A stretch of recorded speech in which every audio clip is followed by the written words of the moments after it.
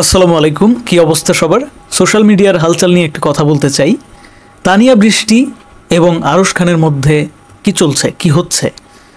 মানে একবার আরশ খান স্ট্যাটাস দেয়, তারপর আবার তানিয়া বৃষ্টি স্ট্যাটাস দেয়। সেই সমস্ত স্ট্যাটাসকে ঘিরে আবার অনন্য মামুন, শামীম হাসান, শামীম ওসমান না কিন্তু আবার শামীম হাসান, ওই যে নাটক করেছে শামীম হাসান, গিয়ে আবার সেখানে রিপ্লাই খেলা খেলে। কি চলতেছে সেটা নিয়ে বিস্তারিত আলোচনা করব এবং সেই সাথে থাকতেছে তৌহিদ আফ্রিদি বনাম হারুন। হ্যাঁ, তৌহিদ আফ্রিদি বর্তমানে মানে কি করবে, কি করলে সে আবার সেই পুনরায় আগের ইমেজটা ফিরে পাবে সেই চেষ্টায় আছে। সে চেষ্টা করতেছে জনগণকে, দর্শককে, তার ফ্যান ফলোয়ারকে বোঝানোর জন্য যে সে আসলেই সাধু, যদিও সে সাধু না। সে এইবার সমস্ত দোষ দিয়ে দিল হারুনের উপরে। হারুন ওই যে ভাতের হোটেলের মালিক, হারুনের দোষ তো অবশ্যই আছে। তার মানে তো এইয়া না যে মনু তুমি একদম সাধু, তৌহিদ আফ্রিদি তোমার কইতে আসি, বুঝতে আসো তো বন্ধুরা? তৌহিদ আফ্রিদি এখন বলতেছে যে ওই যে ফোন কলে সে সবাইকে বলছিল যে হারুনের ভাইরাল হওয়া ইটিস পিটিস ভিডিওটা ডিলিট করে দাও তোমরা সবাই। এটা পসিবল হবে না, কারণ হচ্ছে অনেক জায়গায় চলে গেছে, তো অনেকে রাইট ম্যানেজারে আছে, সো এতগুলো ভিডিও আসলে এগুলো এভাবে রিমুভ করতে পারবে না। মানে ফেসবুক থেকে 90% রিমুভ করলেও হয়। ওইটা নাকি সে বাধ্য হয়ে বলছিল, বাধ্য হয়েছিল হারুনের কারণে। হারুন নাকি তাকে বিভিন্নভাবে ব্ল্যাকমেইল করছে। 2 দিন আগেও আরশ খানের সাথে তানিয়া বৃষ্টির সম্পর্ক নিয়ে তানিয়া বৃষ্টি গণমাধ্যমে জানিয়েছিল তাদের মধ্যে যে সম্পর্ক সেটা নাকি ভাই ব্রাদারের সম্পর্ক। আগে একসাথে অনেক বেশি কাজ হইতো, তাই যোগাযোগটা ছিল অনেক বেশি, আর এখন একদমই কাজ হয় না, তাই যোগাযোগটাও একদমই নাই। এর বিপরীতে আবার আরশ খান একটা ফেসবুকে স্ট্যাটাস দিয়েছিল। সেই স্ট্যাটাসে আবার আরশ খান লিখেছিল কোনো ভাই ব্রাদার সম্পর্ক নাই, পুশি ক্যাটস আর ভেরি ডেঞ্জারাস, যেই তাকে ভালোবাসে তাকেই সে খামচা দেয়। জানি না এটার মানে কি ছিল, বাট বোঝা যেটা যাইতেছে সেটাই কিন্তু আসলে সত্য আর সম্ভাবনা বেশি। ওইটা তো ছিল আরশ খানের ফেসবুক স্ট্যাটাস। এরপরে আবার সাক্ষাৎকারে আইসা আরশ খান গণমাধ্যমে জানায় দিল যে হ্যাঁ, ভাই ব্রাদার বলছে আমাকে, ওকে ফাইন, আমি তানিয়া বৃষ্টিকে বোন বললাম এবং তার আত্মার মাগফিরাত কামনা করলাম। এই কথার মাধ্যমে কাম সেরে ফেলাইছে। একদম খোঁচা মেরে দিছে। এই খোঁচা খায়া তানিয়া বৃষ্টি আবার এতদিনে লিখছে, ফেসবুকে লিখছে যে ইন্না নিল্লাহি ওয়া ইন্না ইলাইহি রাজিউন। এইটা কেন লিখলো? একজন মানুষ হারায় গেলে, মরে গেলে এই কথা মানুষ বলে, তাই না? এরা দেখি আজকাল হাদিস নিয়া, আল্লাহর কালাম নিয়া মস্করা শুরু করে দিছে। এগুলো কিরে ভাই, একটু তো ভয় করেন। যাই হোক, এই স্ট্যাটাসের নিচে আবার শামীম হোসেন, ওই যে কমেডি ক্যারেক্টার, ওই যে নাটক করে, সেও কমেন্ট করছে ইন্না নিল্লাহি ওয়া ইন্না ইলাইহি রাজিউন। কেন কমেন্ট করছে নিশ্চয়ই বুঝতে পারতেছেন। অর্থাৎ শামীম হোসেন এবং তানিয়া বৃষ্টি কোন বিষয়ে কথা বলতেছে এইটা কানা মনে মনে জানা।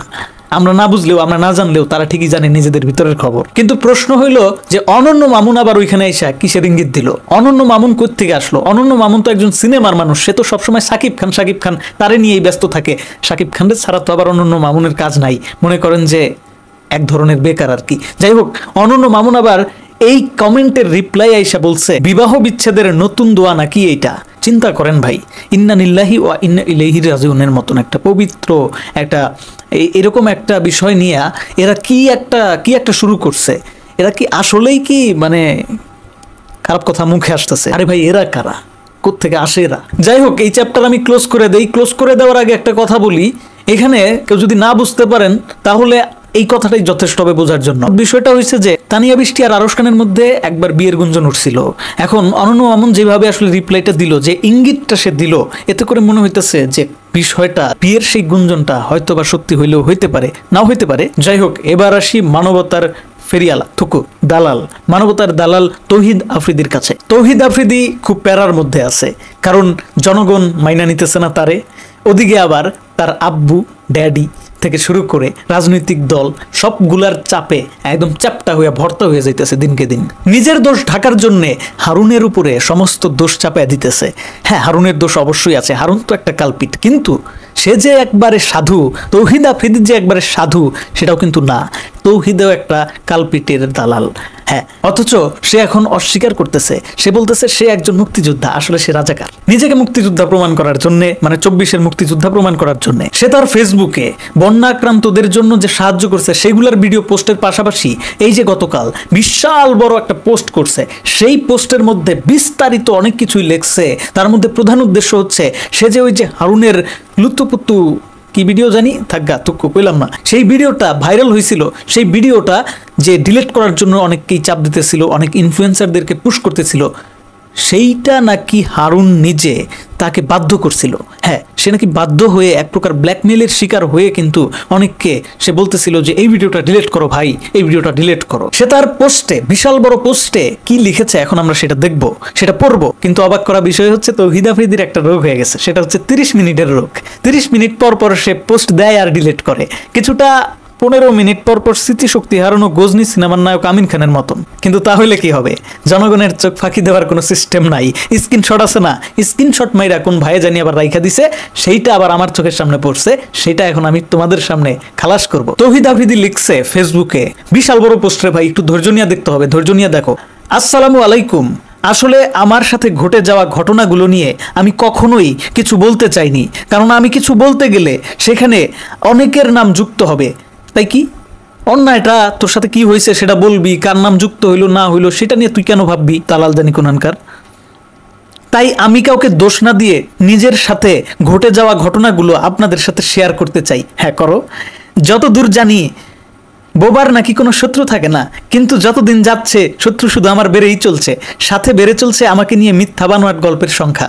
আরে বাংলাদেশে যখন কোটা আন্দোলন শুরু হয় তখন আমি দুবাইতে ছিল, এটাই থাকে এই সমস্ত সেলিব্রিটি আলোর সন্ধানে যারা থাকে আর কি, আলো আসবেই গ্রুপের যারা, তারা আসলে এরকমই হয় আর কি। যাই হোক, আলো আসবেই গ্রুপে মনে হয় না তৌহিদ আফ্রিদি ছিল, বাট ওই যে একই ধরনের আর কি। দেশের পরিস্থিতি যখন খুব খারাপ তখন আমি সোশ্যাল মিডিয়াতে পোস্ট করি যে আমি দেশে আসতেছি এবং কোটা আন্দোলনকারী ভাইদের পাশে দাঁড়াবো, একদম জীবন দিয়ে দিবে, বুঝছেন। এই পোস্ট করার পরেও আমি তেমন কোনো সমস্যার সম্মুখীন হইনি। আরে ভাই, এই পোস্ট করার পরে তুই সমস্যার সম্মুখীন হবি কেন? হওয়ার তো কথাও না। যাই হোক, এরপরে আমি শহীদ আবু সাইদ ভাইয়ের ছবি ও ভাই লাগাইছে আবার, দেখছেন কি সাধু সাধু ভাই লাগাইছে এখন আবার। আন্দোলন চলাকালীন টাইমে তো এরকম ভাই বুই কিছু দেখলাম না। ছবি আমার সকল সোশ্যাল মিডিয়া প্রোফাইল পোস্টগুলোতে অ্যাড করি, আর তার কিছুক্ষণ পরেই আমাকে NTMC থেকে জিয়াউল আহসান কল দেয়। জিয়াউল আহসান আবার কেডা চিনি না। যাই হোক, কল দিয়ে আমাকে বলে তোমাকে একটা জিনিস জানাতে চাই, তুমি যে রাষ্ট্র বিরোধী পোস্টগুলো দিয়েছো এগুলো এক্ষুনি তোমাকে ডিলিট করতে হবে, আর তোমার সাথে কে কে এগুলোতে যুক্ত। এইটা শোনার পর আমি সাথে সাথে ফোনটা কেটে দেই। এর কিছুক্ষণ পরেই আমাকে ডিবি হারুন কল দেয়। ও মাগো, ডিবি হারুন আমাকে বলে, এই তুমি কার কল কাটছো? তুমি জানো তুমি, তোমার বাবা, তোমার টেলিভিশন সব গায়েব করে দিব, শেষ করে দিব। ও মাই গড, ভাতের হোটেল নিয়ে ভাত খাওয়ায় জানতাম, কিন্তু এরকম থ্রেড দেয় এটা তো জানতাম না। যাই হোক, এখনই ওনাকে কল ব্যাক করো। ওই যে লোকটা কল করছিল ওই লোকটারে কল ব্যাক করতে বলতেছে, যা বলে তাই শোনো। এরপর সাথে সাথে কল কেটে দেয়। এরপর আমি ভয়ে পোস্টটা ডিলিট করে দেই। আরে এইটুকু বুকের পাটা নিয়ে আবার সে নাকি বলে যে ছাত্র আন্দোলনে গিয়ে যোগ দিবে দেশে যাইয়া। না, কেমন জানি ভণ্ড ভণ্ড গন্ধ করতেছে। আমার এখনো মনে আছে আমি সেদিন ভয়ে আমার পরিচিত কারোরই ফোন ধরি নাই। কেন রে ভাই, বিশ্বাস করস না কেন? তো এত বিশ্বাস করুম কেন তুই, বুঝলাম না। কিন্তু ডিবি হারুন আমাকে ফোন দিয়েই যাচ্ছিল। এরপর দিন আবার ডিবি হারুন আমাকে ফোন দেয়, আমাকে বলে তোমার নামে ওয়ারেন্ট বের হয়েছে, দেশে আসলে কিন্তু তুমি এয়ারপোর্ট থেকে গ্রেপ্তার হবা। ওরে বাবা! তখন আমি বলি, চাচা আমি তো পোস্ট ডিলিট করে দিছি। বুঝছেন, চিন্তা করেন, মানে এইটা কি অনেস্টির পরিচয়? একজন অনেস্ট মানুষ কি ভয়ে, জীবনের ভয়ে কখনো এরকম ভাবে পোস্ট ডিলিট করে দেয়?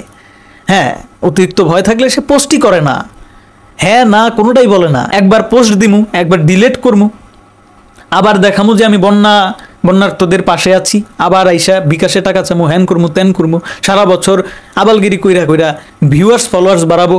তারপর দেশের এরকম সিচুয়েশন আসলে বিভিন্ন ইনফ্লুয়েন্সারদের নিয়ে একজোট হইয়া এই ধরনের কাহিনী করব, প্রশাসনের ভয়ে চুপসে যাব, আবার সেটাকে সিম্পথি অর্জনের একটা কায়দা বের কইরা ঠিকঠাক করে ফেলবো। মানে এই ধরনের পাবলিক, এগুলো যে দেশের কত বড় কিট, এটা অ্যাটলিস্ট 24-এর আন্দোলনের পরে আমাদের ছাত্র সমাজ থেকে শুরু করে জনগণ সবাই বুঝতে পারতেছে। যাই হোক, এর পোস্টটা আমি এত বড় পোস্ট করছে ভাই, পড়ার ধৈর্য নাই, বুঝছেন। পড়লে পরে এই ভিডিও বিশাল বড় হয়ে যাবে, তখন আপনাদেরও ধৈর্য হারিয়ে যাবে।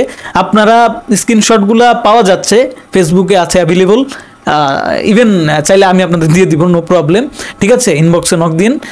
বাট এই ভিডিওতে এত বড় পোস্ট পড়া সম্ভব হচ্ছে না। আমি পড়ছি, এর আগেও পড়ছি, এতে বোঝা গেল যে নিজেকে সাধু প্রমাণ করার জন্য এখন তৌহিদ আফ্রিদি উইঠা পইরা লাগছে, এই ধরনের পোস্টগুলো দিতেছে। ও আর একটা হাস্যকর বিষয় হচ্ছে যে এই পোস্টও সে ডিলিট করে দিছে। ওইটা তো বললাম যে 30 মিনিট পরেই সে এই পোস্টও ডিলিট করে দিছে। এখন প্রশ্ন হচ্ছে ডিবি হারুন তো গায়েব, তাহলে ডিবি হারুন তো এখন আর তাকে কোনো ধরনের কোনো ব্ল্যাকমেল করতে পারবে না বা কোনো চাপ দিতে পারবে না। তাহলে এখন সে কার চাপে পোস্টটা কইরা আবার 30 মিনিট পর ডিলিট করে দিল? তৌহিদ আফ্রিদির হইলটা কি? সে 30 মিনিট পর পর এরকম গজনী সিনেমার আমিন খানের মতন রূপ বদলায় কেন, রং বদলায় কেন?